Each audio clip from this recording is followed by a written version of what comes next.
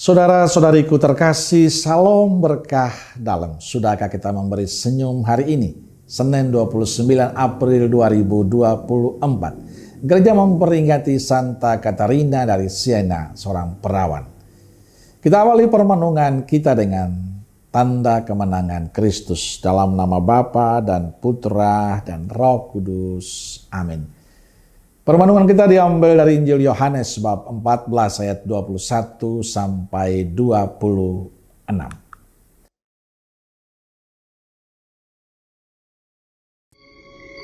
Barang siapa memegang perintahku dan melakukannya, dialah yang mengasihi aku. Dan barang siapa mengasihi aku, ia akan dikasihi oleh Bapa-Ku, dan aku pun akan mengasihi dia, dan akan menyatakan diriku kepadanya.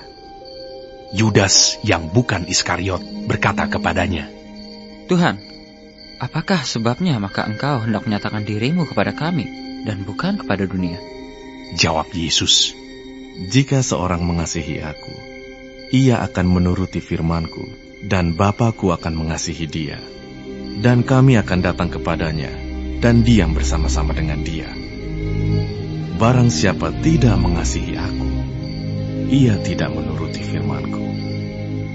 Dan firman yang kamu dengar itu, bukanlah daripadaku, melainkan dari Bapa yang mengutus aku.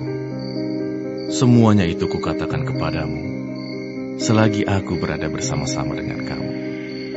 Tetapi penghibur, yaitu Roh Kudus, yang akan diutus oleh Bapa dalam namaku, dialah yang akan mengajarkan segala sesuatu kepadamu, dan akan mengingatkan kamu akan semua yang telah kukatakan kepadamu. Saudaraku terkasih, ada pertanyaan penting yang disampaikan Yesus sebelum berpisah dengan para muridnya. Apakah mereka sungguh mengasihinya? Yesus berkata, barang siapa memegang perintahku dan melakukannya, dialah yang mengasihi aku.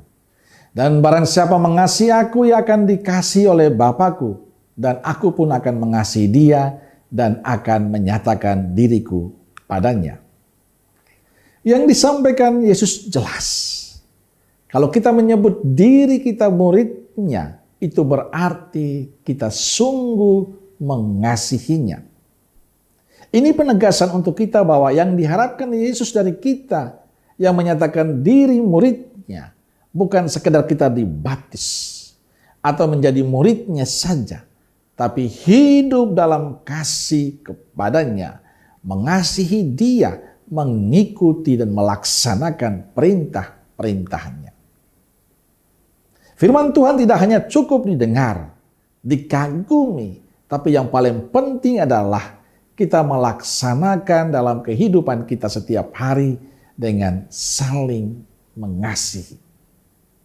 Saat ini kita perlu lebih tekun. Menurut saya kita perlu lebih setia, perlu lebih bergairah untuk mewujudkan perintah kasih Yesus ini. Memang tidak mudah untuk mewujudkan kasihnya yang tulus, karena kita seringkali menuntut balasan. Tapi Yesus menjanjikan bahwa Roh Kudus akan menyertai kita dalam melaksanakan kasih-Nya. Roh penghibur, itu Roh Kudus akan diutus oleh Bapa dalam namaku. Dialah yang akan mengerjakan segala sesuatu kepadamu dan akan mengingatkan kamu akan semua yang telah kukatakan kepadamu. Maka jangan pernah takut untuk mengasihi Tuhan dan sesama kita. Hari ini kita diingatkan oleh Yesus, kalau kita mengatakan saya murid Yesus, tandanya adalah kita semakin mencintai, mengasihi dia, dan hidup sesuai apa yang dikehendaki oleh Yesus, hidup sesuai dengan apa yang dilakukan oleh Yesus.